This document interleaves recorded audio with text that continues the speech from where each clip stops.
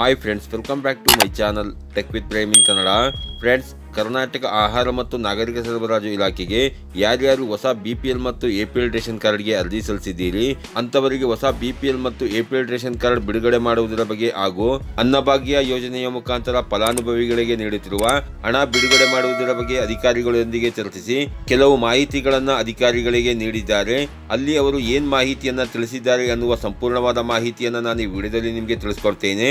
ಅದಕ್ಕಿಂತ ಮುಂಚೆ ನೀವೇನಾದರೂ ನಮ್ಮ ಚಾನಲ್ಗೆ ಹೊಸಬರಾಗಿದ್ರೆ ನಮ್ಮ ಚಾನಲ್ನ ಸಬ್ಸ್ಕ್ರೈಬ್ ಮಾಡಿಕೊಂಡು ಬೆಲ್ ಐಕಾನ್ನ ಕ್ಲಿಕ್ ಮಾಡ್ಕೊಳ್ಳಿ. ನಾನು ಹಾಕೋ ಮುಂದಿನ ವಿಡಿಯೋದ ನೋಟಿಫಿಕೇಶನ್ ನಿಮಗೆ ಆ ತಕ್ಷಣ ಬಂದು ಸಿಗುತ್ತೆ.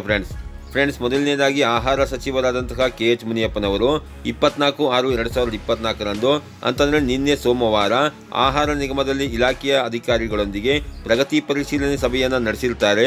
ಇಲಾಖೆಯಲ್ಲಿನ ಲೋಪದೋಷಗಳನ್ನು ಸರಿಪಡಿಸುವಂತೆ ಅಧಿಕಾರಿಗಳಿಗೆ ಮಾಹಿತಿಯನ್ನು ನೀಡಿದ್ದಾರೆ. ಇಲಾಖೆಯಿಂದ ರೇಷನ್ ಕಾರ್ಡ್ದಾರರಿಗೆ ನೀಡುತ್ತಿರುವಂತಹ ಅಕ್ಕಿ, ರಾಗಿ, ಜೋಳ ಮತ್ತಿತರ ಉತ್ಪನ್ನಗಳು ಗುಣಮಟ್ಟದಿಂದ ಕೂಡಿರಬೇಕು. ಕಳಪೆ ಆಹಾರ ಪೂರೈಸಿದರೆ ಅವರ ಮೇಲೆ ಶಿಸ್ತು ಕ್ರಮ ಕೈಗೊಳ್ಳಲಾಗುವುದು ಎಂದು ಅಧಿಕಾರಿಗಳಿಗೆ ಎಚ್ಚರಿಕೆಯನ್ನು ನೀಡಿದ್ದಾರೆ.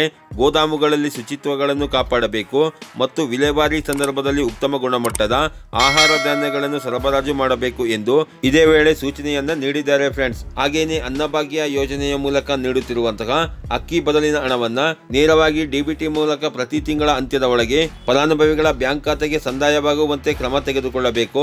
ಉಳಿಕೆ ಇರುವ BPL ಮತ್ತು APL ರೇಷನ್ ಕಾರ್ಡ್ಗಳನ್ನು ಅರ್ಹ ಫಲಾನುಭವಿಗಳನ್ನು ಗುರುತಿಸಿ ಅವರಿಗೆ ನೀಡಲಿಕ್ಕೆ ಮುಂದಾಗಬೇಕು ಎಂದು ಆಹಾರ, ನಾಗರಿಕ ಸರಬರಾಜು ಮತ್ತು ಗ್ರಾಹಕ ವ್ಯವಹಾರಗಳ ಖಾತೆ ಸಚಿವರಾದಂತಹ KH ಮುನಿಯಪ್ಪನವರು ಅಧಿಕಾರಿಗಳಿಗೆ ಸೂಚನೆಯನ್ನ ನೀಡಿದ್ದಾರೆ. ಹೌದು ಫ್ರೆಂಡ್ಸ್, ಮೆಡಿಕಲ್ ಎಮರ್ಜೆನ್ಸಿಗೋಸ್ಕರ ಯಾರ್ಯಾರು ರೇಷನ್ ಕಾರ್ಡ್ಗೆ ಅರ್ಜಿ ಹಾಕ್ತಿದ್ದೀರಿ ಅಂತವರನ್ನು ಹೊರತುಪಡಿಸಿ ಸಾಮಾನ್ಯ ಹೊಸ BPL ರೇಷನ್ ಕಾರ್ಡ್ಗೆ ಯಾರ್ಯಾರು ಅರ್ಜಿ ಸಲ್ಲಿಸಿದ್ದೀರಿ ಅಂತಹ ಅರ್ಹ ಫಲಾನುಭವಿಗಳನ್ನು ಗುರುತಿಸಿ ಅಂತವರಿಗೆ ಹೊಸ BPL ಮತ್ತು APL ರೇಷನ್ ಕಾರ್ಡ್ಗಳನ್ನು ವಿತರಣೆ ಮಾಡಲಿಕ್ಕೆ ಶುರು ಮಾಡಬಹುದು. ಶುರುವಾದಾಗ ನಾನು ನಿಮಗೆ ವಿಡಿಯೋ ಅಪ್ಲೋಡ್ ಮಾಡಿ ಮಾಹಿತಿನ ಕೊಡ್ತೇನೆ. ಆಗ ನೀವು ನಿಮ್ಮ ತಾಲೂಕಿನಲ್ಲಿರುವಂತಹ ಆಹಾರ ಇಲಾಖೆಯನ್ನು ಸಂಪರ್ಕಿಸಿ ಅಲ್ಲಿ ನೀವು ಹೊಸ ರೇಷನ್ ಕಾರ್ಡ್ಗಳನ್ನು ಪಡ್ಕೊಳ್ಳಿ. ಫ್ರೆಂಡ್ಸ್, ಈ ರೀತಿಯ ಒಂದು ಸಣ್ಣ ಮಾಹಿತಿ ಇತ್ತು. ಈ ಮಾಹಿತಿನ ನಾನು ನಿಮಗೆ ತಿಳಿಸ್ಕೊಟ್ಟಿದ್ದೀನಿ. ಈ ಮಾಹಿತಿ ನಿಮಗೆ ಉಪಯುಕ್ತ ಅನಿಸಿದ್ರೆ ವಿಡಿಯೋಗೆ ಒಂದು ಲೈಕ್ ಮಾಡಿ, ಕಮೆಂಟ್ ಮಾಡಿ, ಶೇರ್ ಮಾಡಿ.